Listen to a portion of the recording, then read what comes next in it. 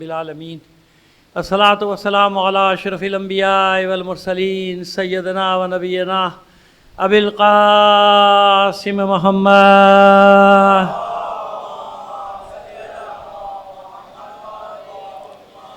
وآلہ الطیبین الطاہرین المعصومین ولعنۃ اللہ علی اعدائہم اجمعین من الان الی قیام یوم الدین اما بعد فقد قال اللہ تعالی فی کتابہ المبین وہو اصدق القائلین وقولہ الحق بسم اللہ الرحمن الرحیم وما کان المؤمنون لینفروا کافہ فلولا نفر من کل فرقۃ منہم طائفۃ لیتفقہوا فی الدین وَلِيُنذِرُوا قَوْمَهُمْ إِذَا رَجَعُوا إِلَيْهِمْ لَعَلَّهُمْ يَحْذَرُونَ صلوات بھیجیے محمد علی محمد.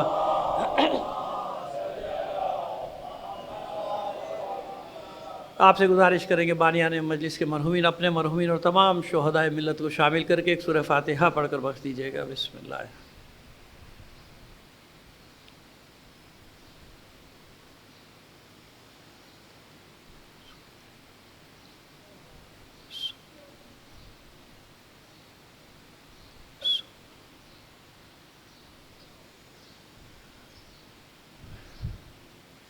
صلوات عنایت فرما دیجیے محمد اور آل محمد پر.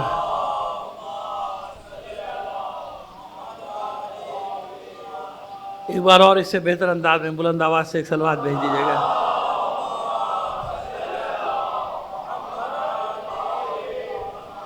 عزیزان محترم، جہاں کل گفتگو کو چھوڑا تھا وہیں سے لے کر آگے چلیں. ہم آپ کی خدمت میں عرض کر رہے تھے کہ کس طرح سے ائمہ طاہرین نے اسٹریٹجی بنائی نا، حکمت عملی بنائی تشیع کو یعنی مذہب حقہ کو آگے بڑھانے کے لیے. ٹھیک ہے، اسی میں پھر ہمارا یہ آ جائے گا بھی ربط کہ کس طرح سے فقہ جعفری آگے بڑھتی چلی. کل کچھ تھوڑا سی باتیں عرض کی تھیں، 2-4 منٹ میں خلاصہ کر دیتے ہیں، بات آگے بڑھ جائے گی. یاد رکھیے کیونکہ یہاں اس سرزمین پر خراسان، مرو، فارس، یہ پورے علاقے رے جو کہلاتے تھے، یہاں بیج بوئے جا چکے تھے. ہمدان، میں نے کچھ شخصیات کے نام بھی آپ کی خدمت میں پیش کر دیے. ایک جگہ ہے آستان اشرفیہ، اس کا نام ہے آستان اشرفیہ. وہاں پہ ایک زیارت ہے شہزادہ جلال الدین اشرف، جن کے نام کی مناسبت سے اس شہر کا نام ہے آستان اشرف. شمال میں وہی گیلان جس کی میں بات کرتا ہوں، یہ لنگرود کے پاس، تو اس کا نام ہے آستان اشرفیہ. میں نے کل بھی عرض کیا تھا، پرسوں بھی، کہ میں جہاں جاتا ہوں جو کوئی ایسے شخصیت کی وہ پڑھتا ہوں تاریخ میں، وہاں جاتا ہوں تاکہ اپنی آنکھوں سے چیزوں کو دیکھ کر آؤں اور یقین کی منزل تک پہنچ کے پھر آپ کے سامنے پیش کروں. یہ وہ ہیں شہزادہ جلال جو جناب معصوم قم کے ہمراہ آئے تھے، ان کے سگے بھائی. میں نے عرض کر دیا کہ آپ کے بہت سارے بھائی آپ کے ساتھ آئے تھے. آپ جانتے ہیں نا کہ امام موسیٰ کاظم علیہ السلام کے ماشاءاللہ 19 سے 20 بیٹے ہیں. اور یاد رکھیے کہ فاطمہ معصومہ سلام اللہ علیہ کی اور بھی بہنیں ہیں جن سب کے نام ہے فاطمہ، یعنی 4 کے. ویسے تو خدیجہ بھی ہیں، حولہ بھی ہیں، اور بھی بہنوں کے نام آپ کی ماشاءاللہ بیٹیاں بھی. آپ جانتے ہیں نا تعداد کتنی ہے، 23، 24، 25 تک ملتی ہے آپ کی صاحبزادیوں کی تعداد بھی. فاطمہ کبریٰ، فاطمہ معصومہ، فاطمہ وسطیٰ، فاطمہ صغریٰ، ان میں سے میں 2 کے روزوں پر ہو کے آ چکا ہوں. فاطمہ وسطیٰ کہاں پر ہیں؟ رشت شہر جو ہے وہاں کا جو مرکز ہے، جہاں مطلب ساری عزاداری وغیرہ سارا سال مطلب ہوتی ہے. جیسے معصوم قم کا حرم ہے نا، قم کا مرکز ہے، ایسے رشت کا مرکز ہے جناب معصوم قم کی چھوٹی بہن جناب فاطمہ وسطیٰ کا روضہ. وہ پورا مرکز ہے پورے شہر کا. اور وہاں تو میں 1 سے زیادہ بار جا چکا ہوں فاطمہ وسطیٰ کے روضے پر. تو یاد رکھیے گا کہ جناب معصومہ سلام اللہ علیہ آئیے. یہ ایک دیکھیے ظاہر بھی ہوتا ہے، ایک باطن بھی ہوتا ہے نا. ظاہر بھی حجت ہے ہمارے لیے، باطن بھی حجت ہے. جیسے قرآن مجید کا ظاہر بھی ہے اور باطن بھی ہے. ظاہر بھی حجت ہے اور جس پر باطن کشف ہوتا جائے اس کے لیے باطن بھی حجت ہوگا. ٹھیک ہے نا. مجموع البحرین کا ظاہر بھی حجت ہے، مجموع البحرین کا باطن اگر کشف ہو جائے تو باطن بھی حجت ہے. ایسے ہی ہے نا. بس معصومین علیہ السلام کا بھی ایسا ہے. آپ جو ظاہر میں کام انجام دے رہے ہیں وہ بھی ہمارے لیے حجت ہے. کام انجام پا رہا ہے نا، آپ ہجرت کریں، نظر آ رہا ہے ہجرت کریں، اپنے بھائی سے ملاقات کے لیے حجت ہے. بالکل ایسا ہی ہے. لیکن یاد رکھیے کہ اس کے پیچھے بھی ظاہر بھائی سے ملاقات کے پیچھے بھی ایک مقصد کار فرما ہے نا. مقصد کیا ہے؟ جیسے جناب زینب سلام اللہ علیہ شریکت الحسین ہے نا، بالکل اسی طرح کیوں امام رضا علیہ السلام نے فرمایا کہ جس نے میری زیارت کی، میری بہن کی زیارت نہیں کی، اس نے میری بھی زیارت نہیں کی، ختم، فارغ ہو گیا وہ، ہے نا۔ اور زیارت میں بھی آپ کے جملہ موجود ہے، معصورہ زیارت ہے یہ جناب معصومہ سلام اللہ علیہ کی، جس نے ان کے حق کے ساتھ، حق کو پہچانتے ہوئے، جو حق کو نہیں پہچانتا وہ کیا کرے گا، حق کو پہچانتے ہوئے زیارت کی، وہ جنتی ہے، وہ جنت میں جائے گا، اس کی شفاعت ہوگی۔ یہاں تک ہے۔ مسئلہ کیا تھا کہ جانتے تھے آٹھویں امام کہ یہ علاقہ تشیع کا مرکز بنے گا، تشیع کا قلعہ بنے گا، ایسا قلعہ بنے گا کہ ساری دنیا مل کے بھی اس قلعے کو تسخیر نہیں کر سکے گی۔ اور آج تک ایسے ہی ہے کہ نہیں ہے؟ ایسے ہی ہے نا، بالکل ایسے۔ تو یہ انتخاب مامون رشید کا نہیں تھا۔ میں نے کیا کہا تھا کل بھی آپ کہتے ہیں کہ یہ انتخاب تھا خود امام رضا علیہ السلام کا، کہ ایسے خطے کو انتخاب کیا جائے کہ جو خطہ قیامت تک باطل قوتوں کو للکارتا رہے۔ اب یہ باطل قوتوں کی بات آ گئی تو دو جملے عرض کرتا چلوں۔ دیکھیے کہ کل بھی میں نے کہ کسی سے جھگڑا ہے ہمارا، کیا کسی سے دشمنی ہے یا کسی کو ذاتی پر، نہیں، ایسا نہیں ہے عزیزو برادران، ایسا نہیں ہے۔ لیکن دیکھیے ایک سیدھی سی بات ہے نا، اگر حق سمجھ میں نہیں آتا، چلیے آپ کو بھی بتاتے جائیں معصومین کا بتایا ہوا معیار، کہ اگر حق سمجھ میں نہیں آتا کہ حق ادھر ہے، ادھر ہے، کدھر ہے، تو بھئی یہ دیکھو کہ باطل اپنے تیر کہاں پھینک رہا ہے۔ باطل تو سمجھ میں آئے گا نا، باطل کیا ہے بھائی؟ یہ ظلم و جور، ظالم حکمران، جابر حکمران، یہ باطل ہے نا، پوری دنیا پہ قبضے کے خواب دیکھنے والے باطل ہیں، انسانیت کا قتل عام۔ بھائی یہاں فرقے کی بات نہیں ہے، مکتب کی بات نہیں میرے عزیزوں، انسانیت کا قتل عام کرنے والا باطل ہوگا نا۔ اب یہ دیکھ لو کہ باطل تو صاف نظر آ رہا ہے کہ باطل کون ہے دنیا میں۔ اب یہ دیکھو کہ باطل کے تیروں کا نشانہ کون ہے، باطل کس کو ہدف بنا رہا ہے۔ جب باطل اس کو ہدف بنا رہا ہے تو وہی تو حق ہوگا نا بھائی، کیونکہ جانتا ہے باطل کو، اس کو میں اپنے ساتھ نہیں ملا سکتا، جن کو اپنے ساتھ ملانا تھا ملا لیا، ان کو نہیں ملا سکتا۔ تو باطل کے تیر صرف یہ نہیں ہوتے کہ سامنے سے گولہ باری کرے، سامنے سے میزائل مارے، ایسا نہیں ہوتا، بلکہ باطل کا خطرناک ترین تیر یہ ہوتا ہے کہ وہ ہمارے اندر انتشار ڈالنے کی کوشش کرتا ہے۔ زبان کے تیر، سمجھ میں آ گیا؟ یہ تیر انداز ڈیمیج کر دو، شخصیات کو ڈیمیج کر دو تاکہ ان کی باتوں میں کوئی وزن باقی نہ رہے، شخصیات پہ ٹکر، یہ زبان کے تیر چلاؤ، زبان سے حملہ کر دو، اندر انتشار پھیلا دو۔ اب باتیں، اچھا اب یہ بتائیں اندر اگر ہمارے انتشار ہوگا، اس کا فائدہ کس کو ہوا؟ کس کو ہوا فائدہ؟ ہمیں ہوا، اس کو ہوا جو ہمارے سامنے، کس کو ہوا فائدہ؟ کس کو ہوا؟ وہ جو چاہتا تھا کہ یہ آپس میں الجھ جائیں اور ان کی توجہ میری طرف سے ہٹ جائے، میں فارغ ہو جاؤں، میری جان چھٹ جائے، جو میرے پیچھے پڑے ہوئے استعمار کے پیچھے پڑے ہیں، یہ میری جان چھٹ جائے، یہ آپس میں الجھ جائیں۔ تو ایسے ہی کام ہو رہا ہے کہ نہیں؟ انصاف سے بتائیے آج کل ایسے ہی کام ہو رہا ہے نا کہ ان کو لگا دو آپس، مسلمانوں کو بھی لگا دو، اہل سنت بھائیوں کو بھی لگا دو، وہ بھی آپس میں لگے ہوئے، بتا دوں میں آپ کو، وہ بھی لگے ہوئے آپس میں، شیعوں کو بھی لگا دو آپس میں، بس ان کو لگا دو تاکہ ہماری جان چھٹ جائے، ہمیں جو کرنا ہے ہم ان کے ساتھ کرتے رہیں۔ سمجھ میں آ رہی ہے ہماری بات؟ کوئی جھگڑا نہیں آپ سے بھائی، سیدھی سیدھی سی بات ہے۔ چلیے حق کا ساتھ نہیں دے سکتے میرے بھائی، نہ دیجئے، کم سے کم باطل کی حمایت تو نہ کیجئے نا۔ ہم اتنی سی گزارش کر رہے ہیں آپ سے، اس میں ہم کون سی غلط بات کر رہے ہیں ہمیں بتا دیجئے۔ ہم صرف اتنی گزارش کر رہے ہیں، عرض کر رہے ہیں آپ سے، درخواست کر رہے ہیں کہ اگر حق کی حمایت نہیں کر سکتے چلیے نہ کیجئے، باطل کی حمایت تو نہ کیجئے۔ یہ کتنے افسوس کی بات ہوگی کہ ہماری صفوں سے کوئی باطل کی حمایت کرے۔ حسینیت مطلب یہ ہو سکتا ہے کہ حسینی ہو کر اس کی زبان سے ایسے کلمات ادا ہوں جس کا فائدہ ملے باطل کو، نہیں ہونا چاہیے نا۔ تو یہ گزارش ہے آپ سے، کوئی جھگڑا نہیں ہے بھائی، کسی قسم کی لڑائی نہیں ہے آپ کے ساتھ، بس سیدھی سیدھی سی بات یہ ہے، اتنی سی بات بتانا چاہ رہے ہیں۔ یہ گزارش ہے کہ نہ کیجئے ایسے کام، باطل کی حمایت نہ کیجئے۔ صلوات بھیجیے محمد آل محمد پر۔ آئیے اب دیکھیے کل، اب تسلسل بالکل قائم کرنا چاہ رہے ہیں ہم اپنی گفتگو کا، بالکل تسلسل ایک اس کے ساتھ لے کے چلے کیسے فقہ جعفری آگے بڑھی۔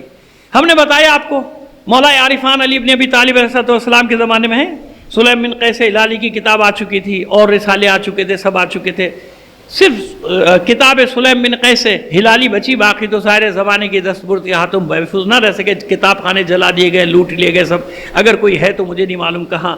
میں نے امام حسن علیہ السلام کے بارے میں آپ کو بتایا کہ آپ کے 141 شاگرد تھے جن کو آپ نے تیار کیا تھا. جناب سید الشہداء کے تو 1000 کی تعداد میں تھے. 1000 آپ کے شاگرد. یعنی کوئی بدترین حالات میں بھی معصومین نے تعلیم کا سلسلہ جاری رکھا. اور عرض کر چکا کہ کربلا میں کتنے سارے فقیہ تھے. ایک حبیب ابن مظاہر نہیں تھے, کتنے فقیہ تھے میں نے آپ کو بتا دیا. کتنے فقہا تھے جو حسین نے جمع کیے تھے. ایسا نہیں تھا کہ بس ایک حبیب ابن مظاہر کا مرتبہ الگ ہے نا, ان کا درجہ الگ ہے. وہ ایک بچپن کی دوستی بھی ہے اور مقام ان کا فقہا میں بھی اعلیٰ ترین مقام ہے. وہ بات چوتھے امام کا میں نے آپ کو بتایا. اب آئیے آپ کو ایک شخصیت کا بتائیں جس نے امامت پر پہلی باقاعدہ کتاب لکھی. کتاب, اور وہ کون ہے؟ علی ابن اسماعیل بن میثم تمار, جناب میثم تمار کے پوتے, جس نے پہلی کتاب, باقاعدہ کتاب, چھوٹے چھوٹے رسالے مقالے تو لکھے جاتے رہے. اب یہ دیکھیے 5ویں 6ٹھے امام کے زمانے کا جو نتیجہ تھا ثمر وہ سامنے آ رہا ہے کہ اب تھوڑا سا حفظ ٹوٹا تو ہماری کتابیں سامنے آ گئیں. ان کی کتاب کا نام ہے الامامت. ایک الگ کتاب لکھی والاستحقاق, بعد میں دونوں کو جمع کیا گیا الامامت والاستحقاق. 2 کتابیں کس نے لکھی؟ علی ابن اسماعیل ابن میثم تمار. تو میثم تمار کا پوتا کتنا بڑا عالم ہوا, عالم بنائے. تھا معصومین کی خواہش کیا ہے, کوشش کیا ہے, جد و جہد کیا تھی کہ کوئی شیعہ جاہل نہ رہے. ابھی مثالیں دیتے ہیں آپ کو, شیعہ کوئی جاہل نہ رہے. آئیے آپ کو آج وہی مثالیں دیتے چلے جائیں گے. احمد بن حسین 7ویں امام کے صحابی ہیں, امام موسیٰ کاظم علیہ السلام کے. صلوات بھیجیے. اچھا, یہ جو میں نام لے رہا ہوں نا, ان سب نے امامت پر بہت کتابیں لکھی. کیوں بھائی؟ وہ زمانہ ایسا تھا کہ امامت کو اجاگر کرنا تھا نا, ٹکر تھی نا. خلیفہ بنی عباس کے کیا چاہتے تھے کہ خلافت اصل خلافت ہے اسلام میں, تاکہ ان کی حکومت جو ہے وہ ریکونائزڈ ہو جائے کہ نہیں بھائی یہ خلافت ہے, اصل و خلافت ہے, جو خلیفہ بیٹھا وہی اصل ہے. وہ اپنی حمایت کے لیے خلافت لے کے چلتے تھے, ہے نا. حالانکہ اس کے لیے وہ بہترین کتاب ہے, آپ پڑھ لیجئے, خلافت و ملوکیت, ابو العلا مودودی صاحب کی. آپ لاکھ اختلاف کریں, مجھے بھی بہت اختلاف ہے اپنی جگہ, اس کتاب میں بھی اختلاف ہے, لیکن بات انہوں نے لکھی اپنی جگہ. جو ڈفرینسز ہیں وہ لکھے کہ امامت کیا ہے اور خلافت کیا ہے. بہت ساری باتیں اس میں, مگر پڑھنے میں کیا حرج ہے؟ ہمارے یہاں پڑھنے پہ کوئی پابندی ہے نہیں ہے نا بھائی. پڑھیں, جب تک ہم پڑھیں گے نہیں ہمیں معلوم کیسے ہوگا کہ کون کیا لکھ رہا ہے؟ پھر جواب کیسے دیں گے؟ تو پڑھنا تو پڑے گا نا. جب پڑھیں گے تو جواب دیں گے بھائی. بعض لوگوں نے کہا ہم کیوں ان کی کتابیں پڑھیں؟ میں نے کہا بھائی یہ تو ان کا جواب ہوتا ہے کہ ہم شیعوں کی کتابیں کیوں پڑھیں. ہمارے یہاں تو ایسا کبھی بھی نہیں ہوا. ہمارے یہاں تو باقاعدہ ان کی کتابیں چھپتی ہیں تاکہ کہیں بدل نہ دے بعد میں. ہمارے یہاں چھپتی ہیں ان کی کتابیں, نجف میں, قم میں. کیوں چھاپتے ہیں؟ ارے بھائی کل کو یہ بدل دیں گے اپنی کتاب, تو کم ان کے اصلی نسخے تو بچا کے رکھو. سیاہ ستہ کے اصلی نسخے چھاپ کے رکھے ہوئے دکانوں پہ بک رہے ہیں. کیوں؟ چکر میں تھے تبدیل کرنے کے, کچھ روایات کو تبدیل کیا جائے, کچھ معنی کو تبدیل. انہیں اصلی نسخے رکھ لیے, ان کا کہاں سے بھاگو گے؟ اب یہ ہے اصلی سیاہ. صلوات بھیجیے محمد آل محمد پر. نہیں بیٹا,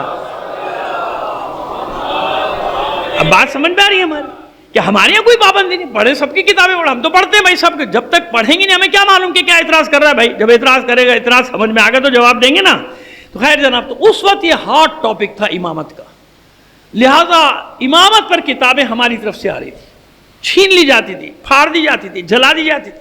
گرفتار ہوتے تھے کچھ صحابی, بیچارے زمین میں دفن کر دیتے کتابوں کو گرفتار ہونے سے پہلے. برسوں بعد آتے تھے رہا ہو کے, تو کتابیں گل سڑ گئیں. اب کچھ بچا ان میں سے تحریر, کچھ نہیں بچی. بعد والوں نے اس میں اپنے عقل سے کوشش کی کہ بھئی یہ لفظ ہوگا, اس کے بعد یہ لفظ ہوگا, جیسے ہوتا ہے. تو اب ظاہر ہے کہ یہ چیزیں, مسائل تو پیدا ہونے تھے نا بعد میں. تو اب وہ ایک اور کام جو کیا, یعنی ان احباب نے 11ویں امام کے زمانے میں, صلوات بھیجیے محمد آل محمد پر. 8ویں امام, یہ تبلیغی سفر جو شروع ہوا تھا 6ٹھے امام سے نا, 6ٹھے امام نے اپنے نمائندوں کو بھیجنا شروع. اب یہ سفر جاری رہا. کل میں نے آپ کو بتایا تھا جناب زکریا ابن آدم, یہ کس کے صحابی ہیں؟ 8ویں امام کے, امام علی رضا علیہ السلام کے. صلوات بھیجیے محمد.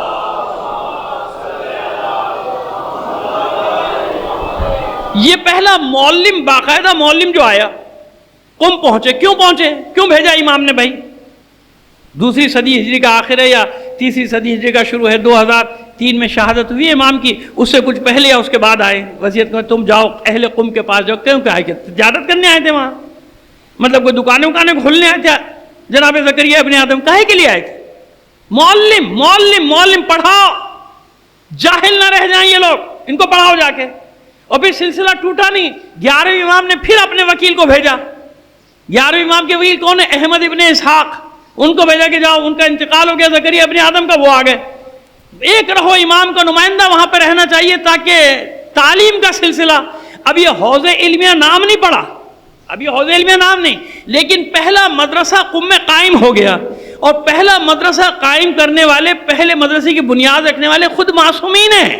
معصومین نے اپنے شاگردوں کو بھیجا کہ جاؤ وہاں پہ پڑھاؤ، وہاں مدرسہ قائم کرو۔ حالانکہ باقاعدہ حوض علمیہ تو ظاہر ہے کہ شیخ توسی نے قائم کیا، آج پہنچ گئے تو بتا دیں گے وہاں تک آپ کو، اس جگہ تک پہنچ گئے تو بتا دیں گے آپ کو۔ تو خیر وہ بات رہ جائے گی پہلے والی، یہ تو ضمناً ہم نے آپ کو بتایا نا کہ کیسے بنیاد پڑی قم میں مدرسے کی اور کس نے ڈالی۔ خود معصومین جانتے تھے کہ یہ بہت بڑا مورچہ ہے ہمارا، جانتے تھے کہ مستقبل میں یہ کتنا بڑا قلعہ بنے گا تشیع کا، لہذا جاہل نہ رہیں یہاں کے لوگ۔ شروع سے اہل بیت سے علمی اور روحانی وابستگی ان کی باقی رہے۔ سمجھ میں آئی بات؟ چلیے اب پھر آپ کو لے کر چلے وہاں۔ جناب معصومہ جب یہ ظاہر کا حملہ ہوا، آپ کے 3-4 بھائی وہاں شہید کر دیے گئے، کچھ پراگندہ ہو گئے نا، ادھر ادھر نکل گئے، معصومہ کے حکم سے نکل گئے۔ ان میں ایک تھے شہزادہ جلال الدین، جن کا تاریخ میں ذکر ہے، ان کے ہمراہیوں میں بھی ان کا نام ہے، یاد رکھیے گا۔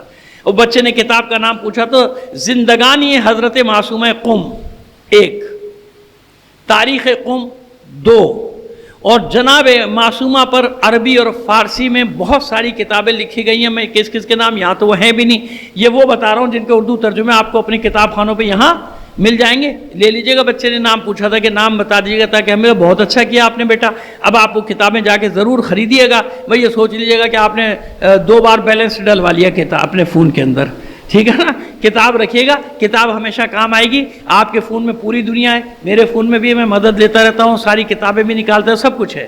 لیکن جس دن اس میں وائرس آ گیا نا بیٹا، جاہل کھڑے ہو گئے، کچھ بھی نہیں پتا، 2 اور 2 4 بھی نہیں آتا ہوگا تمہیں، کیونکہ تم 2 اور 2 4 بھی اس پہ گنتے ہو، ہے نا؟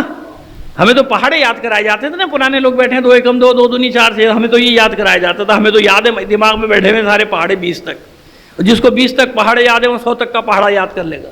سمجھ آ گئی بات؟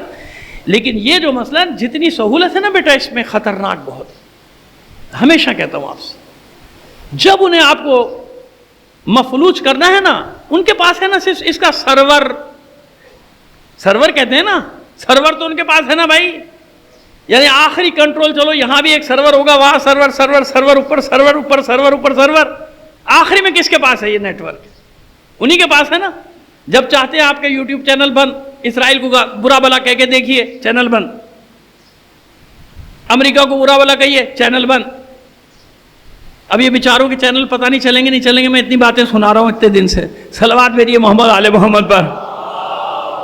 سمجھ میں آئی بات؟ یہی فیس بک وغیرہ سب ہے نا، وہ جس دن سوئچ آف کریں گے سب آپ کا غائب، میموری چھٹی، فارغ، جاہل کھڑے میں، اب کیا کروں، اب حساب کتاب کیسے کروں، لاکھوں کا کروڑوں کا، تو میں تو اس پہ کرتا تھا بھائی، ختم ہو گیا سب، جاہل ہو گئے، پوری دنیا کی معلومات ایک بچہ یوں نکالتا تھا، گوگل پہ ڈالو آ گیا، وہ گوگل ہی نہیں رہا، ختم ہو گیا، فارغ، جاؤ اب کیا کرو گے؟ جغرافیہ اس پہ دیکھ لیتا تھا، تاریخ اس پہ دیکھ لیتا تھا، گانے اس پہ دیکھ لیتا تھا، فلمیں اس پہ دیکھ لیتا تھا نا، ہر طرح کے لوگ ہیں نا معاشرے میں ماشاءاللہ، صلوات بھیجیے محمد آل محمد پر۔ ابھی ٹھہر جاؤ بیٹا، اپنی پسند کی ہر چیز نکال لیتے ہیں نا، نکالتے ہے نا، اس لیے بھی کہتے ہیں کہ بچوں سے تھوڑا دور رکھیے، کم از کم میٹرک تک تو دور کر لو بھائی، اللہ کو مان، چھوٹے بچے بیمار ہو جائیں گے، ان کو کھیلنے دو، بھاگنے دوڑنے دو، ان کو ذرا میدانوں میں ذرا یہ جوان بنے، اچھے چاق و چوبند بنے۔ بچے دیکھتا ہوں جھکے ہوئے کمرے میں لگے ہوئے، مہمان آ جائیں، ہاں السلام علیکم، کیا ہے؟ نہیں کریں ایسا۔ میں نے کیا کیا کہ جب ایک دن میں وہ کیا کریں گے، پوری دنیا کو جاہل بنا دیں گے، پھر آپ بیٹھے ہوئے جائیں۔ اس لیے کتاب کتاب کتاب، الکتاب والکتاب، اول کتاب آخر کتاب، بچنے والی چیز کیا ہے؟ کتاب۔ اور یہ دماغ میں محفوظ ہو گئی تو کتنا کچھ کر لیں، وہ جو دماغ میں چیز ہے وہ دماغ میں ہے۔ صلوات بھیجیے محمد آل محمد پر۔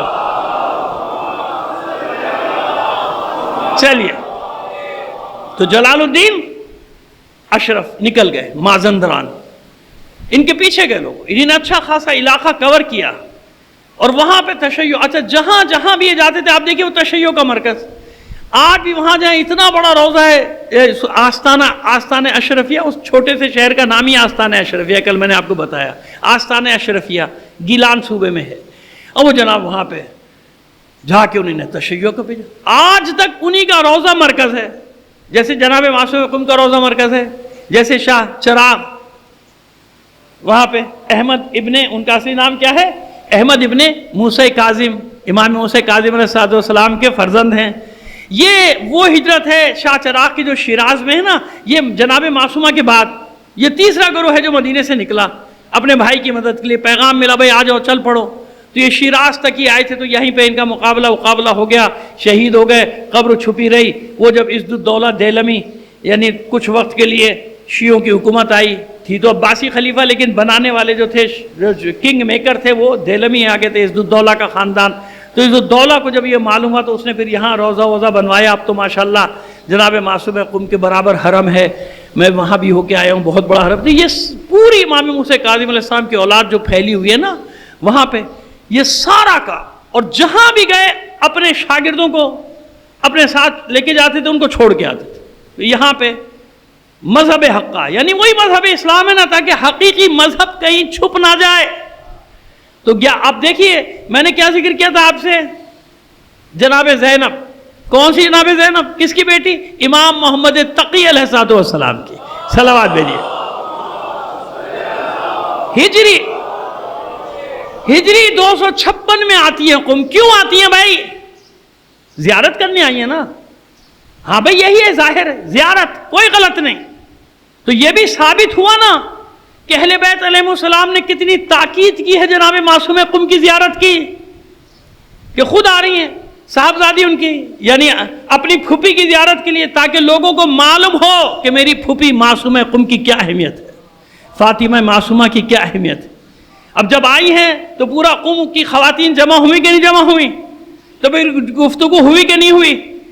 بس یہ وہ زمانہ ہے کہ اب آتے احمد ابن اسحاق، 11ویں امام کے تیار کردہ صحابی، تیار کردہ عالم، زکریہ کا انتقال ہوتا ہے، احمد ابن اسحاق پہنچتے ہیں، اور غالباً جو گمان ہے تاریخ کا جو زمانہ ہے وہ یہی کہتا ہے کہ اسی قافلے کے ساتھ آئے، اسی قافلے کے ساتھ وہ تشریف لائے تھے، جس قافلے میں جناب زینب تشریف لائی تھی، بنت امام محمد تقی علیہ السلام، یہ تشریف لائی تھی، اس کے ساتھ آئے تھے، رابطہ نہیں ٹوٹا۔ تو شیخان وہ ہیں، دو شیخ وہ ہیں جن کے نام پہ وہ ہے، اور چھوٹا سا بازار ہے حرم کے بالکل سامنے شیخان، یہ دو شیخ ہیں، زکریا ابن آدم اور احمد ابن اسحاق، ان دونوں کی قبریں اب تک وہاں، اور سن بھی لکھے ہوئے جا کے دیکھ لیجئے۔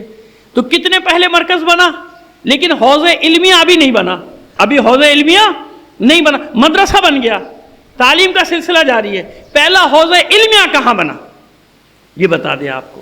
حالانکہ میں چاہتا تھا کہ آج کتب اربعہ تک آپ کو پہنچا دوں، لیکن میرا خیال ہے کہ میں نہیں پہنچ پاؤں گا، کیونکہ میں جس شخصیت کا آپ ذکر کرنے جا رہا ہوں اس کے لیے مجھے کچھ وقت درکار ہے، اور ماشاءاللہ آپ احباب نے مجھے کبھی مایوس نہیں کیا، اس لیے میں بالکل بے فکر ہو کے خشک مجلسیں پڑھا کرتا ہوں، کیونکہ یہ جو مجمع میرے سامنے بیٹھا نا الحمدللہ خوش نہیں کر رہا، نہ میرے خوشامد میرا مزاج ہے، سب میرے مزاج کو جانتے ہیں، دل سے آپ کے لیے دعا نکلتی ہے پروردگار آپ کی دنیاوی اخروی حاجات کو پورا فرمائے۔ ورنہ اکثر لوگ آ کے جب یہاں سے جاتے ہیں وہ باہر مجھے فون کر کے کہتے ہیں کیا ہو رہا تھا، مجلس ہو رہی تھی، کیا کر رہے تھے آپ؟ میں نے کہا بھائی میں تو یہی پڑھتا ہوں۔ کہا بھائی اب نہیں آئیں گے وہاں پہ بیٹھے، کیا ہو رہا تھا یہ؟ میں نے کہا بھائی کہہ لو، مجھے تو آپ سے زیادہ لوگوں پہ حیرت تھی، لوگ کیسے بیٹھے سن رہے تھے؟ میں نے کہا بھائی سنتے ہیں بیچارے مجھ سے، بیٹھے رہتے ہیں، شاید کوئی کام کی بات مل جائے، بھائی اس چکر میں بیٹھے رہتا ہے سارا مجمع۔ صلوات بھیجیے محمد آل محمد پر۔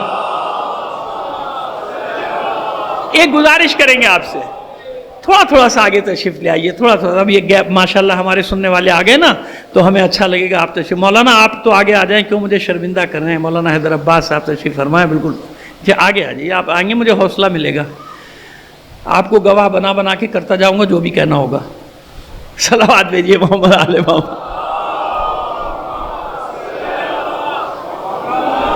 وہ ہمارے ساتھ ایک جگہ ایسا واقعہ ہوا، بیٹھے ہوئے تھے کہیں، نہ علاقے کا، نہ شہر کا، نہ صوبے کا، کوئی نام نہیں لے رہا ہوں میں، ہم بیٹھا ہوا تھا، ہم سے پہلے صاحب جو پڑھ رہے تھے وہ جناب اب جو پڑھ رہے تھے پڑھتے رہو، مجھے بار بار گواہ بنایا، مولانا بیٹھے، آخر میں تنگ آ گیا، میں نے کہا بھائی تجھے جو پڑھنا ہے پڑھ، مجھے کیوں گواہ بنا رہا ہے؟ میں کب گواہی دے رہا ہوں تیری کہ تو جو پڑھ رہا ہے وہ صحیح پڑھ رہا ہے، کتابوں سے پڑھا، آپ کو جو پڑھنا ہے پڑھو، مجھے کیوں گواہ بنا رہے ہو خواہ میں؟ تو پھر لوگوں کی سمجھ میں آ گیا، میں نے کہا مجھے کیوں گواہ بنا رہا ہے بھائی تو، میں بیٹھ گیا ہوں تب تو مجھے گواہ بنایا جا رہا، مجھے نہیں گواہ بناؤ، میں نے کہا آپ کو جو پڑھنا ہے پڑھو، مجھے گواہ نہیں بناؤ، میں آپ کی گواہی نہیں دے رہا یہاں پہ، میں نے پنجمے کے سامنے کہہ دیا، حالانکہ ان کو بہت برا بھی لگا، پڑھنے والے کو برا لگے۔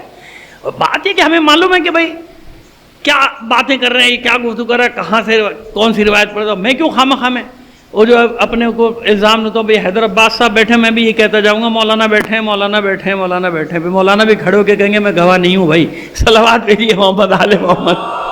خیر چلیے آگے، آپ بھی آگے آ جائیے سرکار، آپ چھپ کے نہ بیٹھا کریں، دو چار کو دیکھ کے مجھے بڑا حوصلہ مل جاتا ہے، ایک صلوات اور بھیجیے محمد آل محمد پر۔ اب یہ ہمارے کچھ برادران ایسے یقین مانیں کہ یہ مجلسی چہرے میں دیکھ رہا ہوں، جب سے پڑھ رہا ہوں 38 میرے خیال 38واں عشرہ ہو گیا میرا، یہ جب سے پڑھ رہا ہوں دیکھ رہا ہوں، یہ انتظار میں بیٹھے رہتے ہیں کہ کب نعرے کا موقع ہے، اور آخری میں شکایت کرتے ہیں آپ نعرے کا موقع نہیں دیتے۔ یہ بڑے مجلسی لوگ ہیں، میں جانتا ہوں ماشاءاللہ ان لوگوں کو، یا جزاک اللہ۔ پر یہ صرف آپ کے ذہنوں کو متوجہ کرنے کا کہ میں جانتا ہوں کتنے مجلسی لوگ ہیں، لیکن یہ پریشان بیٹھے رہتے ہیں کہ نعرہ لگائیں کہاں، کس جگہ پہ لگائیں، موقع نہیں دیتے آپ۔ میں نے کہا میں کیا کروں، میں تو یہی تقریر کرتا ہوں بھائی، صلوات بھیجیے محمد آل محمد پر۔ آئیے اب آپ کو بتائیں کہ حوض علمیہ کی تاسیس کیسے ہوئی۔ زبانیں کھولنا بہت آسان ہے، بہت آسان، اس کو برا کہہ دیا، اس کو برا کہہ، مرجع کو برا کہہ دیا۔ سنو، احسان مانو، احسان نہ معلوم کہاں ہوتے اگر یہ فقہا، یہ علماء ساری دنیا کی مصیبتیں اور مصائب جھیل کر اس فقہ اہل بیت کو اگر تم تک نہ پہنچایا ہوتا، پتہ نہیں کہاں ہوتا، اخباری ہو یا اصولی، میں اسے بحث نہیں کر رہا، جو بھی ہے اخباری بتانا، اخباری مجھے بتاؤ، آپ بتائیے اخباری، چلیے بتا کا لفظ میں نے کاٹ دیا، آپ بھی کاٹ دینا بھائی، آپ بتائیے اخباری حضرات، یہ جو آپ حدیثیں لا رہے ہیں کس نے جمع کی ہیں، کس نے جمع کی؟ آپ نے ڈائریکٹ معصوم سے لیے؟ یہ خون جگر ہے فقہا کا، کبھی شیخ صدوق اول کا، کبھی شیخ صدوق ثانی کا، کبھی شیخ یعقوب کلینی کا ذکر آج آ گیا، ٹھیک نہیں تو کل آ جائے گا تفسیر شیخ مفید، خواجہ نصیر الدین طوسی، شیخ بہبہائی، اور پھر جس کا بھی ذکر کرنے جا رہا ہوں شیخ ابو جعفر طوسی، حسن بن محمد طوسی، ابو جعفر کنیت ہے ان کی، کتب اربعہ میں سے دو کے مؤلف ہیں، دو کے، جو ہماری 4 کتابیں ہیں نا، الکافی پہلی کیا ہے الکافی، دوسری من لا یعذر الفقی شیخ صدوق کی، پہلی شیخ یعقوب کلینی کی، چلیے ضمناً جلدی سے تذکرہ تو کر دیا نا، تفصیل بعد میں، اور 2 کتابیں تہذیب الاحکام اور الاستبصار، دونوں کتابوں کا ایک مؤلف ہے، ایک، اب بتاتا ہوں کس حال میں وہ 2 کتابیں لکھی ہیں اس نے، شیخ ابو جعفر طوسی، 4 صدی ہجری کا آخر، یعنی 381 ہجری کے بعد، اور 407 یا 8 ہجری میں انتقال ہوا، پیدائش تو خیر جلدی کی ہے کیونکہ شیخ مفید کے شاگرد تھے، شیخ ابو جعفر طوسی شیخ مفید کے شاگرد تھے، کاظمین میں یعنی بغداد میں، پیدائش میرا خیال ہے کہ 354-55 وغیرہ کی ہوگی، خیر اگر بھول گیا تو کوئی بات نہیں، لیکن یہ کہ 4 صدی ہجری کا ہے واقعات۔ کرخ جلا دی گئی بستی، اجاڑ دیا گیا تشیع کو، پوری بستی خاک کر دی، یا مار دیے گئے، یا دجلہ میں بہا دیے گئے، یا بیچارے اپنی جانیں لے کے فرار ہو گئے۔ ہماری مساجد، مدارس، کتب خانے خاک کر دیے گئے۔ کرخ جیسی تباہی تاریخ میں نہیں ہوئی، عباسیوں کے دور میں اتنی بڑی تباہی ہوئی کرخ میں۔ ابو جعفر طوسی تن کے لباس کے ساتھ نکلے، بس لاکھوں کتابیں جلائی گئی، کتاب ان کا کتاب خانہ بھی جل گیا، کچھ نہیں بچا ان کے پاس۔ کربلا چلے گئے، کرخ سے نکلے نہیں، بغداد سے نکلے، کہاں چلے گئے؟ کربلا۔ میں تو یہی کہوں گا کہ توسل کرنے گئے امام حسین سے، کچھ دن وہاں رہے۔ اب میں بتا رہا ہوں نا کہ کیسے لوگ تھے، خدا کی قسم جگر چھل نہیں ہوتا ہے جب لوگ اس طرح سے برا بھلا کہہ رہے ہوتے ہیں نا، 2 انچ کی زبان کھول لیتے جہالت کی وجہ سے۔ تمہیں کیا معلوم ان کی معرفت کیا ہے؟ میں نے دیکھا ہے، میں رہا ہوں، ہمارے مراجع کی جو اہل بیت کے ساتھ معرفت ہے نا، آپ کو گمان بھی نہیں. یقیناً دو چار ایسے ہوتے ہیں، جعلی ہر زمانے میں ہوتے، میں نہیں کر رہا، لیکن آپ کو نہیں معلوم، اگر ان کو معرفت نہ ہو، عرفان نہ ہو اہل بیت کا، یہ کسی پہلی منزل پہ بھی نہیں پہنچ سکتے، پہنچ ہی نہیں سکتے. اس لیے سب مرکز سے وابستہ رہتے تھے، چمٹے رہتے تھے، یا مولا علی کے قدموں سے، ان کی قبر کی خاک، یا امام حسین کی قبر سے، یا مشہد میں امام رضا کی قبر سے، یا جناب فاطمہ معصومہ کے. وصیت نامے تو پڑھو مراجع کے کہ کیا کیا وصیتیں آخر میں کر کے جاتے ہیں. کچھ نہیں تو اردو میں مل جائے گا، آیت اللہ مرشی نجفی کا وصیت نامہ پڑھ لو کہ جس رومال میں آنسو بہاتا تھا وہ رومال میرے سینے پہ رکھ دینا، میرے ساتھ رکھ دینا شفاعت کے لیے، یہ میری شفاعت کرے گا. اور مجھے پہلے جناب معصومہ کے حرم میں لے جانا، اور میرے کفن کی جو چادر ہے اس کا ایک سرا تابوت سے باندھنا، میرے اس سے نہیں جس میں میرا جنازہ ہے، اور ایک زری کے ساتھ باندھ دینا، اور علی اکبر کی رخصت پڑھنا. یہ وصیت لکھی ہوئی ہے. مرشی نجفی کی زبانیں کھولنا بڑا آسان ہے. آئیے بتائیں آپ کو کیا ہوا. وہاں سے نجف آئے. نجف غریب بستی، غریبوں کی بستی، شیعہ غریب، جگی نشین، چھوٹی سی آبادی، پہاڑ پر ہے نا نجف، نیچے دریائے نجف جانتے ہیں نا آپ، جو گئے ہیں غور کیا ہوگا، نہیں غور کیا تو غور کیجئے گا کہ وہ نیچے ہے زمین، یہ پہاڑ ہے، ایسے ہے سلسلہ اوپر. یہ نجف اوپر ہے، ٹیلے پر ہے آپ کا روضہ جو ہے. اب تو ظاہر شہر بن گیا نا تو نقشہ بدل گیا، لیکن بہرحال ٹیلا تھا، ٹیلے پر یہ روضہ ہے آپ کا. یہاں آئے. میں نے عرض کیا تھا باب توسی ہے نا، ایک مختلف نام ہے نا حرم کے دروازوں کے، ایک باب دروازے کا کیا نام ہے؟ باب توسی. گئے ہیں نا آپ حضرات؟ اب غور کیجئے گا دوبارہ. آپ باب توسی سے باہر نکلیے، یعنی حرم سے جب باہر نکلے نا باب توسی سے نکلیے. کیوں اس کا نام باب توسی ہے بتا رہا ہوں. جیسے ہی آپ باہر نکلیں گے سامنے کونے پہ بائیں ہاتھ پہ ایک مسجد اور مدرسہ نظر آئے گا، اس پہ لکھا ہوا ہے مسجد توسی اور مکتب توسی. وہیں شیخ توسی کی قبر ہے، وہی مسجد ہے، اور وہی آپ کا مدرسہ تھا. یہاں جب کربلا سے آئے تو جگی ڈالی، کچا سا مکان بنایا، کچھ نہیں تھا پاس، جگی ڈالی. اور شیعوں کے بچوں کو لے کر آئے کہ اپنے بچوں کو مجھے دو، میں انہیں قرآن پڑھاؤں گا تاکہ یہ جاہل نہ رہ جائیں. فکر ان کو کیا تھی؟ اپنا گھر ور جلوا کے آئے، سب لٹوا کے آئے؟ نہیں، یہ بچے اثاثہ ہیں تشیع کا. پڑھانا شروع کیا، درس و تدریس. غربت کا عالم یہ تھا، کون شہریہ دے، کون خرچہ اٹھائے مطلب کو بچوں کو کھانا کھلائے. وہاں تو لوگوں کے پاس کھانے کو نہیں تھا. یقین مانے رات کی تاریکی میں نصف شب میں یہ عباس ایسے سر پہ ڈال کے 2-3 طلبہ کو اپنے ساتھ لے کے نجف کی گلیوں میں، وہ جو لوگ کھا کے پھینک دیتے تھے نا تربوز کے چھلکے، خربوزے کے چھلکے، وہ سب سمیٹ کے لاتے تھے اپنی ابا میں رات کی تاریکی میں، تاکہ کوئی دیکھے نہیں، پہچانے نہیں. انہیں لا کے دھوتے تھے بچے اور طلبہ، اور وہ ساتھ مل کے دھوتے تھے، انہیں ابالتے تھے، وہ ان کی غذا تھی. زبانیں کھولنا آسان ہے، میں نے کہا نا یہ حوض علمیہ کی بنیاد پڑ رہی ہے.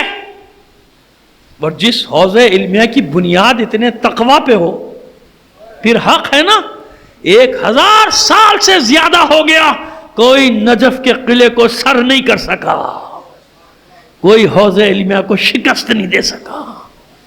یہ اس ایک مرد بزرگ، معصوم نہیں، معصوموں کا غلام، جس نے ترویج مذہب اہل بیت کی، بچوں کو پڑھانا شروع کیا. حوض علمیہ کی بنیاد ڈالی جا رہی ہے، شہرت بڑھتی گئی، لوگ آتے گئے.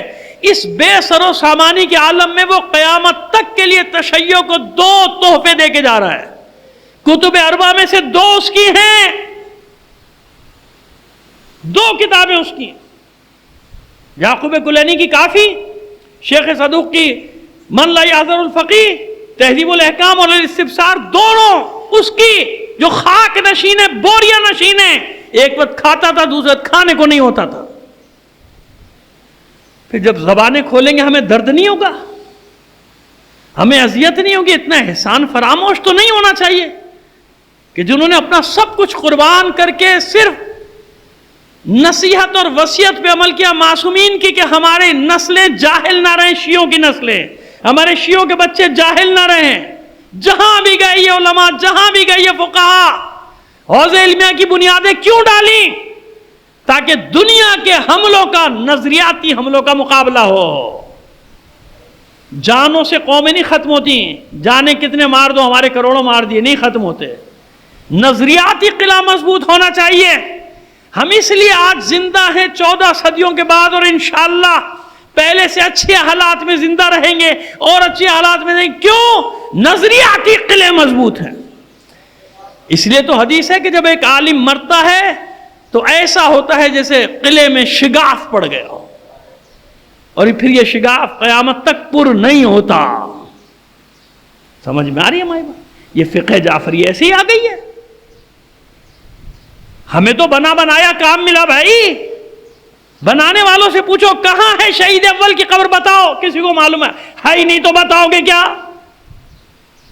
کہاں ہے شہید ثانی کی قبر، بتاؤ، ہی نہیں تو بتاؤ گے کیا؟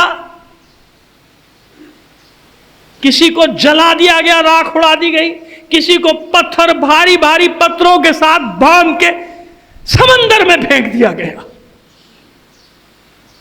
زندانوں میں رہ کے کام کرتے رہے، لوگوں کی ہدایت کے لیے کتاب لکھ رہے ہیں کہ لوگ بغیر ہدایت کے نہ رہ جائیں۔ شیعہ وہ لمع اور شرح لمع جو پڑھائی جاتی ہے وہاں پہ کتاب حوض علمیہ میں، اس کے بغیر تو معمولی مولوی نہیں بنتا، مجتہد بننا تو دور کی بات ہے۔ یہ سب کس نے لکھی؟ یہ وہ فقہا جو حفاظت کر رہے تھے، پاسداری کر رہے تھے عہد و پیمان کی۔ کس سے؟ اپنے امام سے جو عہد کیا تھا، اپنے امام سے جو عہد و پیمان کیا تو اس عہد و پیمان کو پورا کر رہے تھے۔ اب جب باطل حملہ کرے گا تو کس کی ذمہ داری ہے؟ سب سے پہلے بتائیے آپ سے، مجھ سے، ہم سب سے پہلے سب سے بڑی ذمہ داری کس کی ہوتی ہے؟ وہ جو نائب امام ہے، وہ جو مرجع ہے، بیچ میں لے آتے ہو ہمارے برادر۔ میں نے کہا عزیزو، حق کی حمایت نہیں کرتے تو مخالفت نہ کرو نا۔ ائمہ تحریر کا حکم ہے جابر سلطان کے سامنے کلمہ حق بیان کرنا، سیاست ہو رہی ہے نہ کرو۔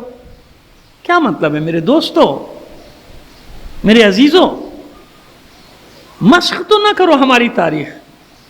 ہماری تاریخ جابروں سے ٹکرانے کی تاریخ ہے، عامروں سے ٹکرانے کی تاریخ ہے۔ ظلم کے سامنے جس قوم نے کبھی سرنڈر نہیں کیا وہ شیعہ ہے۔ جابر سلطانوں کے سامنے سینہ تان کے کھڑے رہے، چاہے بنی امیہ کے ہوں چاہے بنی عباس کے۔ تو پھر وہ غلط تھے، مان لو سب لوگ غلط تھے، ہمارے بڑے جنہوں نے قیام کیا خواہ میں سیاست میں گھس گئے۔ جانا نہیں چاہیے تھا، گھر میں بیٹھا رہنا چاہیے تھا۔ نہیں میرے دوست، پھر کہہ رہا ہوں، ادب سے آپ سے کہہ رہا ہوں، احترام سے کہہ رہا ہوں، نہ کیجئے ایسا، نہ کیجئے۔ اپنی ہی تاریخ کے پیچھے پڑ گئے ہو یار، اپنے ہی کارناموں کو مٹا دینا چاہتے ہو،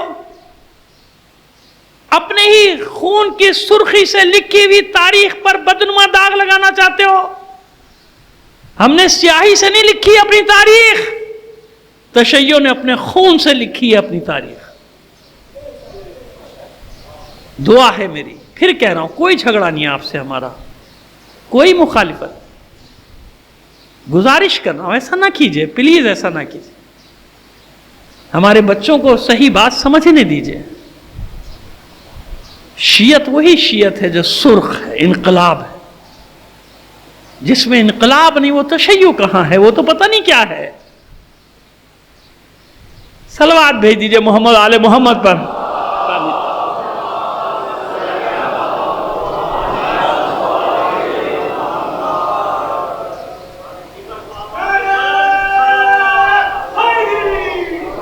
یا جزاک اللہ، اتنی بلند آواز سے ایک بار اور صلوات عنایت فرما دیجئے گا۔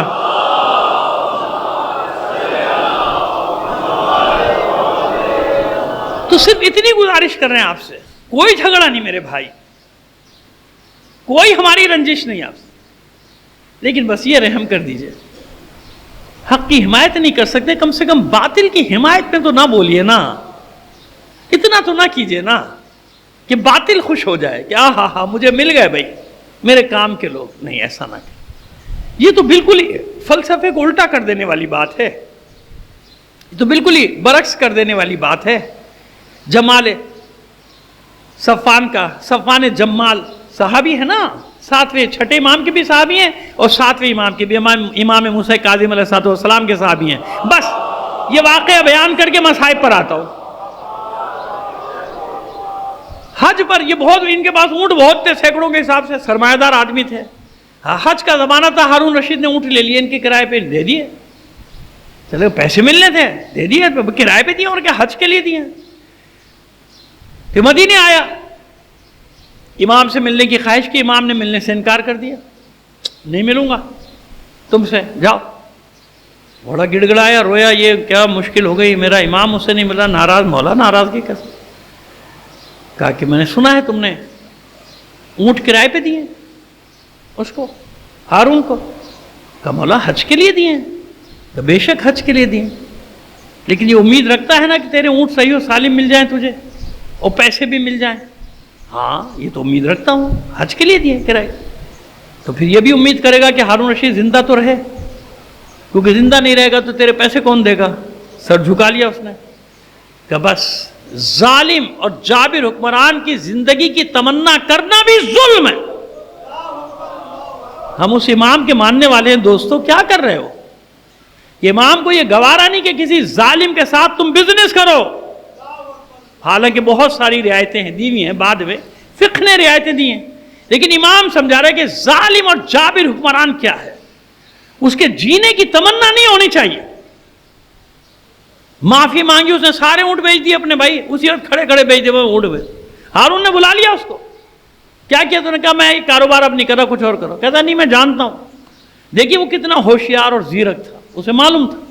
کہتا میں جانتا ہوں تیرے امام نے تجھ کو روکا ہوگا مجھے اونٹ کرائے پہ دینے سے، یہ تو اپنی مرضی سے نہیں کر رہا، یہ تو اپنی امام کی مرضی سے کر رہا ہے۔ سمجھ رہے ہیں آپ بات؟ بس دوستو بات اتنی سی، کیوں آپس میں اس طرح سے محاذ آرائیاں گرم کر دیں؟ آپ نہ کیجئے، صرف ایک ہی تو گزارش کر رہے ہیں آپ سے، ہم آپ سے کچھ نہیں چاہتے۔ نہ کیجئے حق کی حمایت، نہ بولیے اگر آپ نہیں بولنا چاہتے، ظالم کے حق میں تو نہ بولو بھائی، ایسی بات تو نہ کرو کہ وہ دشمن فائدہ اٹھائے کہ ہاں بہترین کام ہو گیا، تگڑا کام ہو گیا، اب تو اب لگا دو بھائی ان کو، ہم نے لگا دیا ان کو کام سے، اب ہم بے فکر ہو جائیں۔ یہی تو وہ چاہ رہا تھا پہلے دن سے کہ فرقے وارانہ فساد ہو اور پھر فرقوں کے اندر فساد ہو، ادھر لگا دو تاکہ مجھے جو کرنا ہے ان کے ساتھ کرتا رہوں۔ وہ جو پورا عالمی استعمار ہے، پوری دنیا پر قبضے کے خواب دیکھ رہے ہیں، کم سے کم اتنا تو دیکھیے کہ وہ اتنے بڑے ظالم ہیں جن کو پہچاننا اتنا آسان ہو گیا نا۔ اب تو میں نے کہا نا باطل کو پہچان لو خود بخود کہ باطل کے تیر کہاں جا رہے ہیں، اتنے روشن ہو چکا ان کا ظلم کا چہرہ۔ آپ خود ان کے عوام کو دیکھیے نا، ان کے عوام انسان ہے نا، ہم نکل آئے سڑکوں میں بیچارے، بھائی کیا کر رہے ہو؟ یہ وہ تو مسلمان نہیں ہے، وہ تو شیعہ نہیں ہے بھائی، وہ جو ہم پہ الزام لگاتے ہیں ان کے ایجنٹ تو نہیں ہے، وہ تو نہیں ہے، وہ تو ان کی اپنی عوام ہے یار، ان کی اپنی عوام نکل رہی ہے نا سڑکوں پہ، کیونکہ انسان ہے وہ، عام انسان، وہ دیکھ رہا ہے کہ یہ کیا ہو رہا ہے، یہ ظلم ہو رہا ہے۔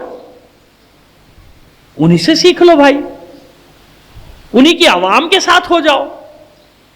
بس میں نے ختم کر دیا، یہی مشکل تھی، یہی مشکل تھی کربلا میں بھی، یہی مشکل تھی۔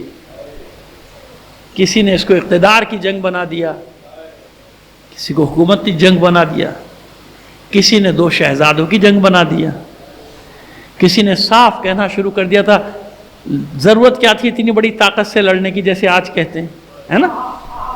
مذاق کر رہا ہوں میں، تاریخ ہے، حقیقت ہے کہ نہیں ہے؟ آیت پڑھتے تھے قرآن کی جیسے آج پڑھتے ہیں آیتیں، آیت پڑھتے تھے وَلَا تُلْقُوا بِأَيْدِيكُمْ إِلَى التَّهْلُكَةِ، بھائی قرآن کہہ رہا ہے اپنے آپ کو اپنے ہاتھوں سے ہلاکت میں نہ ڈالو۔ کیوں آئے امام حسین ادھر؟ دیکھ رہے ہیں آپ، یہ آیت پڑھتے تھے بدبخت، کیوں آ گئے بھائی؟ اتنی بڑی طاقت سے ٹکرا گئے، جیتا کون جیتا؟ اس وقت تو سب یہ کہتے رہے نا کہ کیا ہوا دیکھو، خود ہی تو کیا، معاذ اللہ معاذ اللہ، خود ہی تو کیا، سب شہید ہو گئے، خاندان رسالت قید ہو گیا۔ نہیں، حسین بے نقاب کرنا چاہتا تھا ایک بار سب کو، ان کے دعووں کو بے نقاب کرنا چاہتا تھا. یہ منافق ہیں، منافق، یہ بے وفا لوگ ہیں. کوفی کون؟ کوفی، شیعہ نہیں. کئی جگہ بتا چکا ہوں. شیعہ بیچارہ زندانوں میں تھا 4000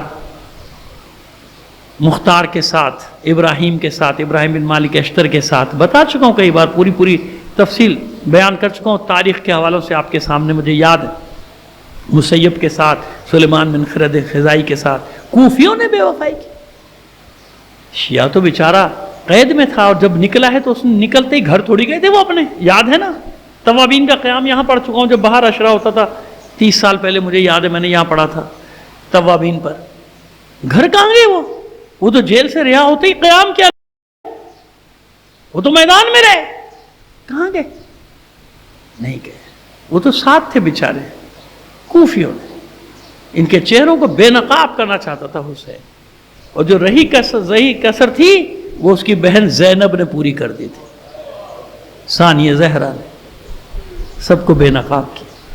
بس وہ آج میں ذہن بنا کر آیا تھا کہ ثانیہ زہرا کے بچوں کا ذکر کروں گا، تو میں جو گریز کے لیے جملے استعمال کرتے ہیں نا فضائل سے مصائب تک جانے کے لیے، میں اس سے بھی خود ہی گریز کر رہا ہوں، وہ جملے بھی چھوڑ رہا ہوں، کیونکہ میری نظر گھڑی پر ہے.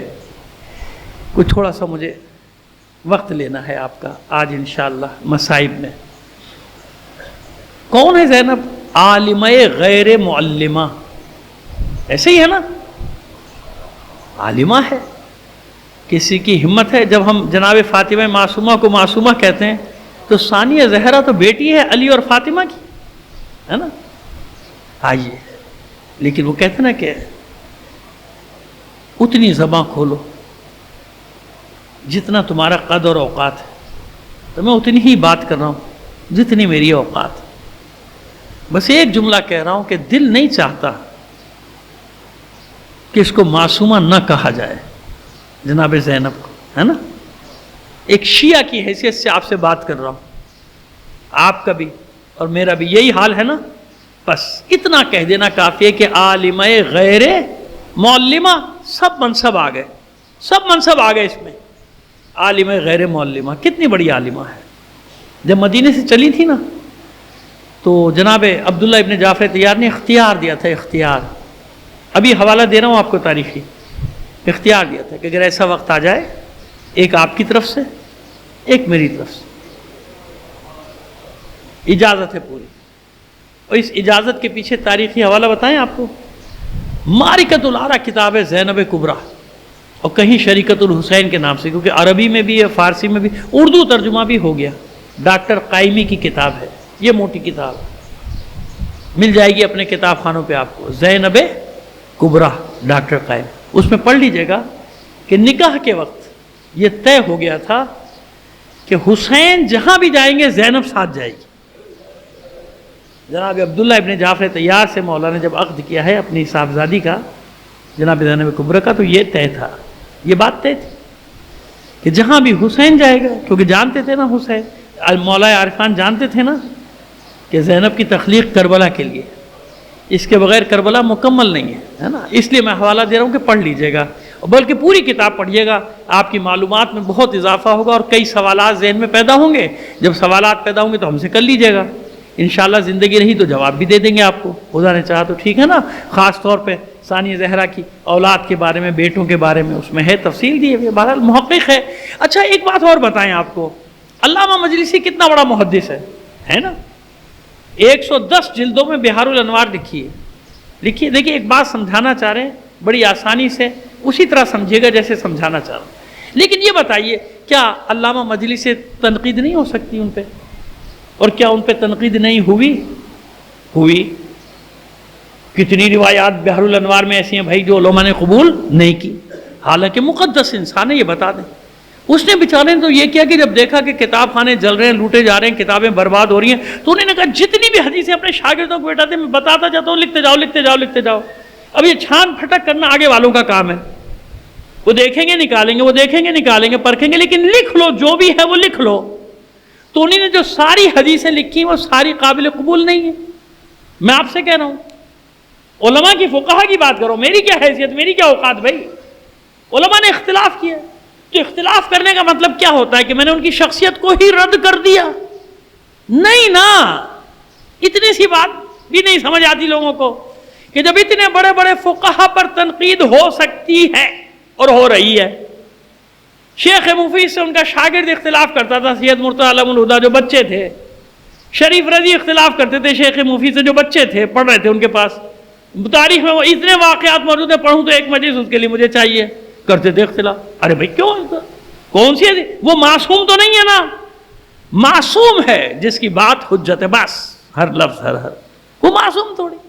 بس ایک پیغام دینا تھا، دے دیا، اگر پہنچ سکا پہنچ گیا ہوگا لوگوں تک تو پہنچ گیا، نہیں پہنچا تو کوئی بات نہیں۔ میں نے اپنی ذمہ داری جن الفاظ میں مجھے ادا کرنی چاہیے تھی میں نے کر دی، کہ کوئی بھی شخص غیر معصوم، اس پہ تنقید ہو سکتی ہے، اور تنقید کا کوئی ایسا مسئلہ نہیں ہوتا کہ کوئی وہ خلل اصول دین بدل گئے، فروع دین کیا ہو گیا؟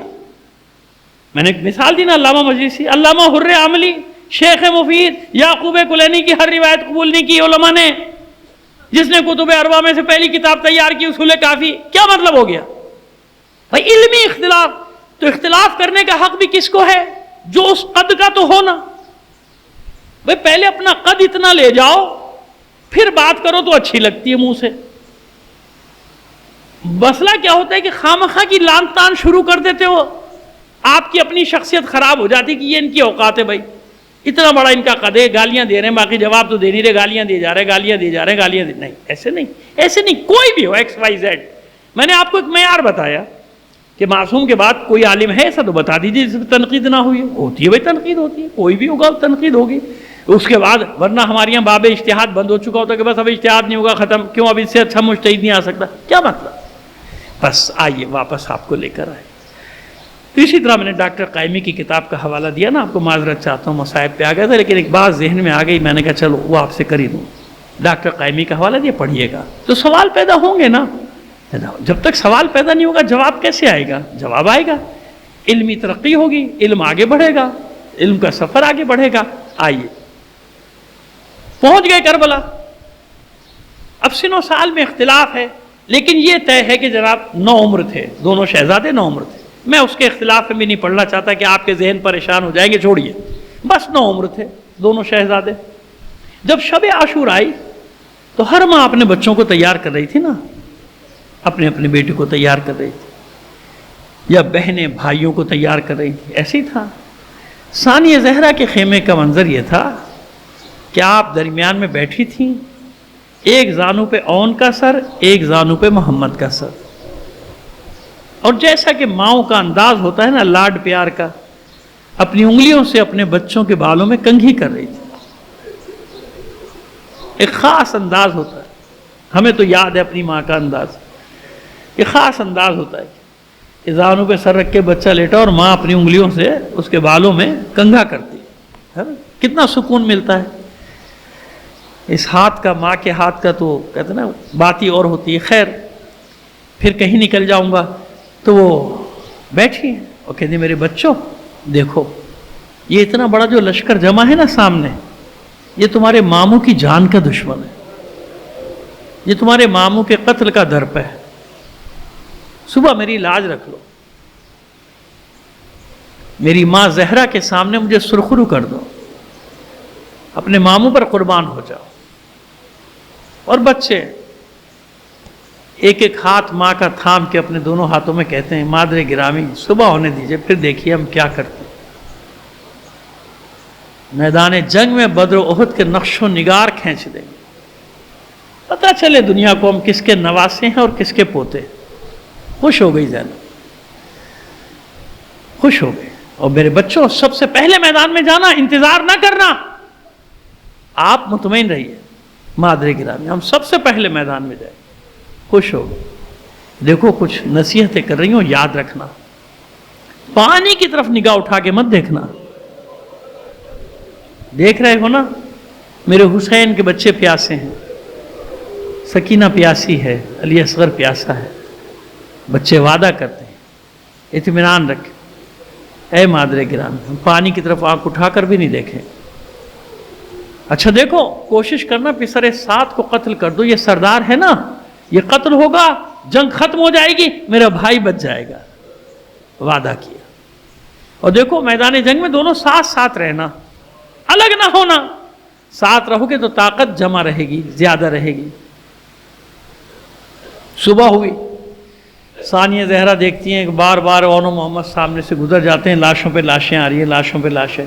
غصہ آیا، کچھ غصہ، کہا فضا سے، فضا ذرا ان دونوں کو تو بلا کر لا۔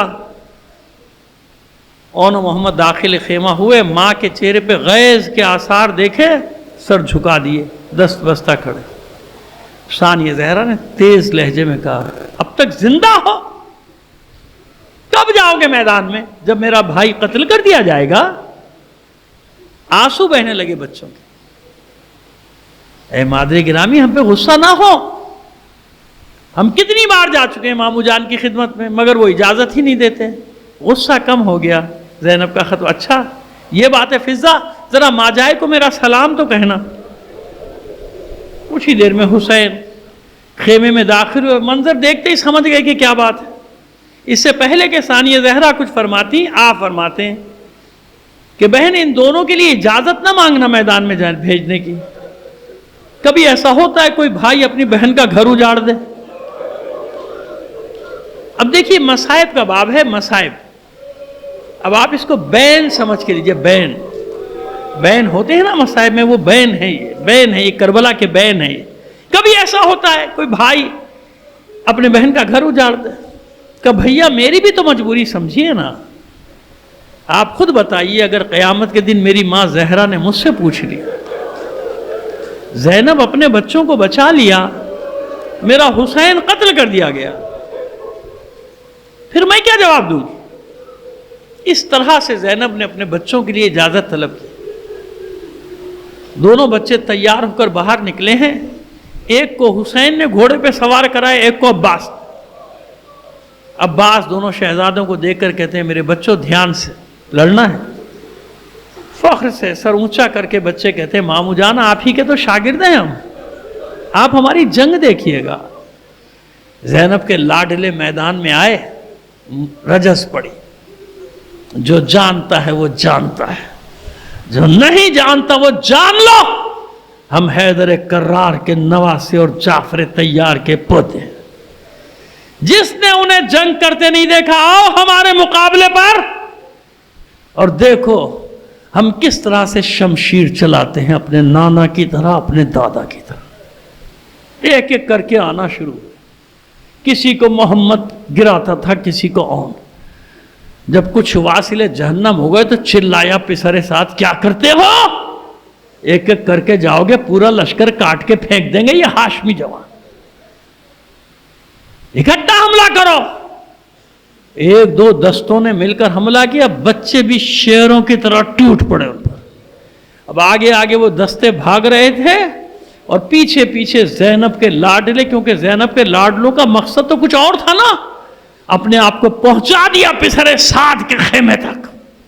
اس ملعون نے دیکھا کہ یہ تو میرے خیمے تک آگے، پشت خیمہ سے نکل کے بھاگا، چلاتا جاتا ہے دو نوجوان قابو میں نہیں آتے تمہارے؟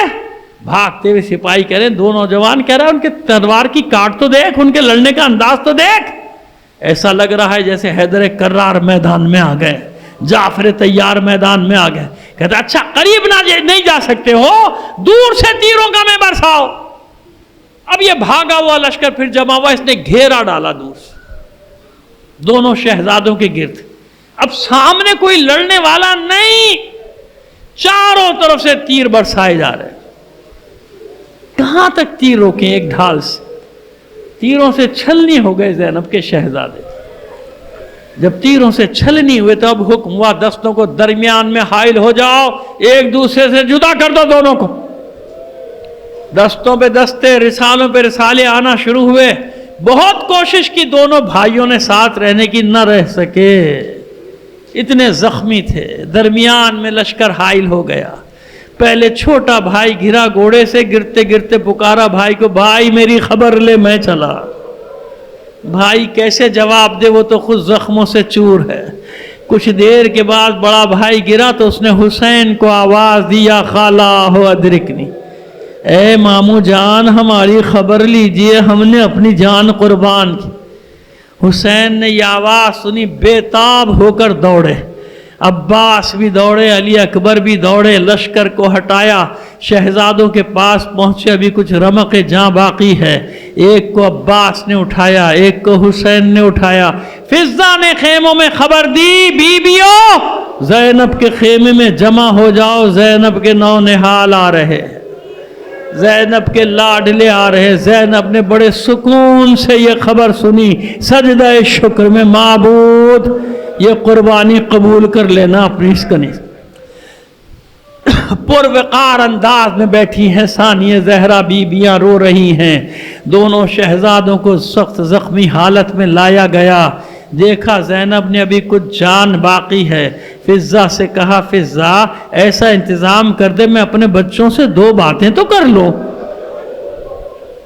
انتظام ہوا، اب خیمے میں یا زینب ہے یا اس کے بچے یا فضہ، جس نے روایت کو نقل کیا ہوگا۔ منظر وہی رات کا، ثانیہ زہرا درمیان میں بیٹھی ہیں، ایک ہاتھ محمد کے سینے پر، ایک ہاتھ ان کے، لیکن اب بچوں کے جسم سے خون نکل چکا، اب ہاتھوں میں اتنی طاقت نہیں کہ ماں کا ہاتھ تھام لیتے، بے دم پڑے ہیں۔ ماں نے بڑے اطمینان سے پوچھا، میرے بچوں کس حال میں ہو؟ بڑے بیٹے نے آنکھیں کھولی، احساس کیا ماں کے ہاتھوں کا لمس محسوس ہوا۔ مادر گرامی، ہم پسر سات کے خیمے تک پہنچ گئے تھے، مگر وہ ملعون پشت خیمہ سے نکل کر بھاگ گیا۔ آپ راضی تو ہو گئی نا؟ آپ راضی تو ہو گئی؟ چھوٹے بیٹے نے آنکھ کھولی، اے اماں خدا گواہ ہے، ہم نے پانی کی طرف آنکھ اٹھا ہم نے پانی کی طرف آنکھ اٹھا کر بھی نہیں دیکھا، آپ نے دودھ تو بخش دیا نا۔ عزادارو عصر عاشور کے بعد یہی زینب کبھی عباس بنی، کبھی حسین بنی، کبھی علی بنی، مگر زینب ماں بھی تو ہے نا انو محمد کی، ماں بھی تو ہے۔ آخر بچوں کی جو یہ گفتگو سنی، ضبط کے بندھن ٹوٹ گئے۔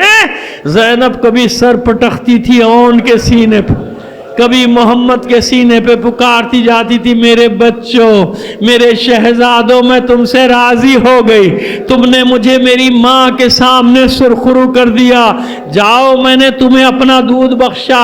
2 جملے اور سن لیجئے، واقع کربلا تمام ہوا اس روایت کے مطابق جس میں شہداء کے سر واپس کیے گئے تھے۔ ایک گھر دیا گیا تھا، ماتم برپا تھا، شامی عورتیں آتی تھیں، ایک ایک سر کے پاس آتی تھی، پوچھتی تھی، پرسہ دیتی جاتی تھی۔ پہلے سر کے پاس آ کے پوچھا، بی بی یہ تیرا کون؟